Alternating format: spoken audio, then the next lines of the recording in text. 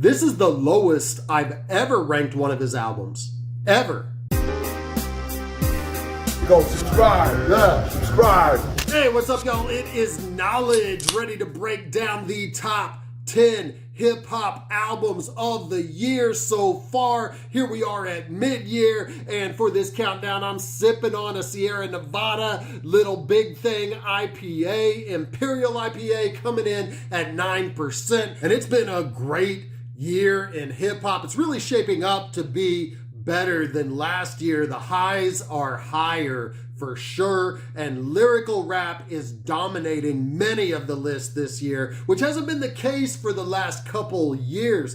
I'm very happy to see that lyrics are back at the forefront and a focus of some of the best albums of the year. So let's get right into the list. Coming in at number 10, I got Elzhi and Georgia Ann Muldrow, Zeitgeist. So speaking of lyrical rap, one of the greatest lyricists that's still active in the game held down this project. His lyrics stay on point throughout, like always, and he always has interesting concepts showcased here on tracks like Amnesia and Pros and Cons. Though there are great lyrics here, this probably would have been higher on the list if it was more like some of his previous projects. We've been wowed by him much more in previous efforts lyrically than on this particular record, but no doubt the breezy, effortless flow with multi-syllabic rhyme schemes is still here, and the production and singing by Georgia Ann Muldrow give this a unique vibe, very jazzy, boom bap, and funky at times. The neo-soul artist really holds down the boards on this. Best tracks on this are Strange Land, Already Gone, and Understanding. Coming in at number 9, we got Shea Noir, Food for Thought. And I'll still say that I'm disappointed in this, even though she made the top 10. It's also grown on me quite a bit since the original review. Unfortunately, it still doesn't hold up to my number 1 album of 2020, As God Intended, or her follow-up EP After 12. And that's somewhat due to the production on this being lackluster as compared to the Apollo Brown production on her previous effort. But, and saying that, I think I really pissed off Choop, the producer, with some commentary about his beats. Check his comments on my original review. However, all that being said, isolating this album from the strength of her previous projects, this is still strong in its own right and good enough to come in at number 9 for the year. She still comes through with deep lyrics like on Communion, hard-hitting punchline rhymes like Brains for Dinner, and she gets personal with tracks like Praises, the one Choop got mad at me for. Not to mention that she included some of the best posse cuts of the year with Ladies Brunch and Table for Three. As far as Table for Three, the chemistry between her and Ransom is undeniable, as they both bring some of their best verses of the year to that track. Best tracks on this project are Table for Three, Brains for Dinner, and Communion. And speaking of Ransom, number 3 is Ransom, No Rest for the Wicked, the top 10 mainstay over the last couple of years. He appears at 8 on this list, and Ransom can make a song about nothing interesting because of his run-on flow and bar-for-bar mastery of wordplay. Without a doubt, there is more rewindable lines in these 11 tracks than any other project that dropped this year. Throw in a few great beats from his frequent collaborator, Nicholas Craven, who also is low-key a Producer of the Year contender, and this continues Ransom's streak of making king shit. In addition to hard-hitting lines, he gets introspective on tracks like Circumstances and Overnight Success.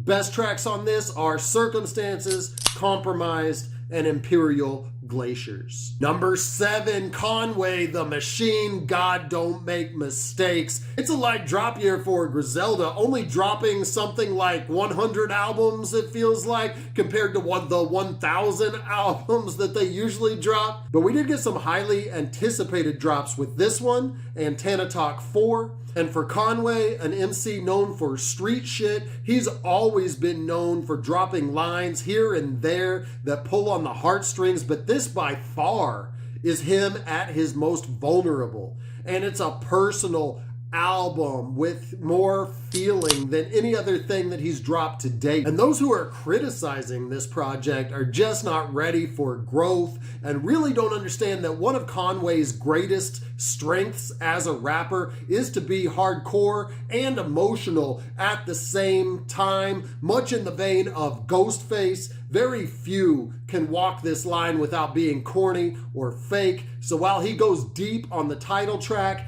and Stressed, he holds down the street shit with Lock and Load and Piano Love. And he inspires great guest appearances like every other Griselda album does, from Benny and Westside Gun, and his proteges on drum work, Jay Skis and Love the Genius. Best tracks on this are John Woo Flick, God Don't Make Mistakes, and Stressed. Number 6, Denzel Curry, Melt My Eyes, See Your Future. Denzel Curry is one of those few brave artists who reinvents himself on every project. The contrast between this and Zoo could definitely be from two very different artists, yet it is the same one. An artist who has some of the most energy in the game this side of Busta Rhymes decided to tone it down and create some really chill, jazzy vibes and thoughtful lyrics.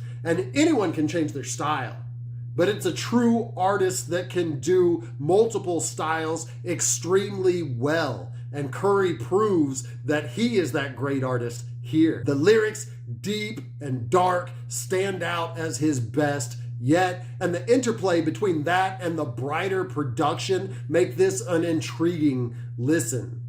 And it was so hard not to put this in the top 5. I went back and forth on number 5 and number 6, and the order could still change by the end of the year, but ultimately I put this at 6, but I didn't want to. The best tracks on this are Angels, Mental, and Walkin'. Number 5, you knew it had to be here somewhere. This is Kendrick Lamar, Mr. Morale, and the Big Steppers. Kendrick returned with arguably the most anticipated album of all time due to his long hiatus, and he gave us a behemoth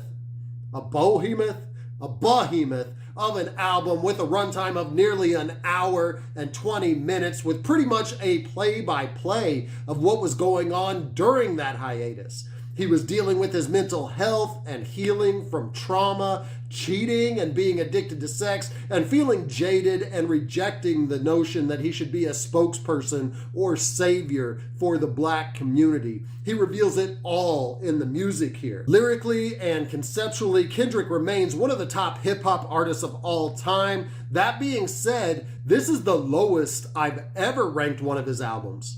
Ever. So it's safe to say that it ranks the lowest in his discography, but his worst would be most people's best. Kendrick still has it, and I bet if there's another 5-year hiatus, all his fans will still wait along for the ride. I listen to a lot of underground, so I always like when artists I listen to end up in the national conversation. And to that end, the most talked about tracks on this were We Cried Together and Anti-Diaries, both controversial, but artists that will be remembered by history like Kendrick should always push the envelope and the status quo. And if mainstream fans are talking about tracks like that can only be a good thing for hip-hop overall.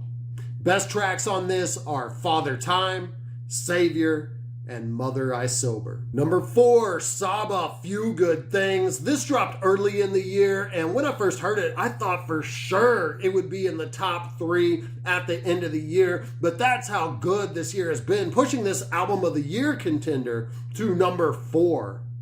Versatility throughout this project, along with concepts, flows, highly musical production, make this an album you can immerse yourself in.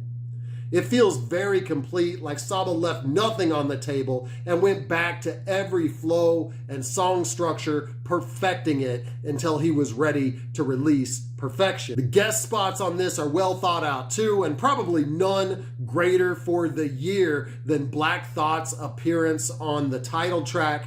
The jazziness of this gives it a similar vibe to Zell's album, but the lyrics, although going deep, are lighter than Zell's album at times too, making you feel good through much of the upbeat tracks. Not that it doesn't get dark and real on tracks like Survivor's Guilt and Soldier. Those can take you places.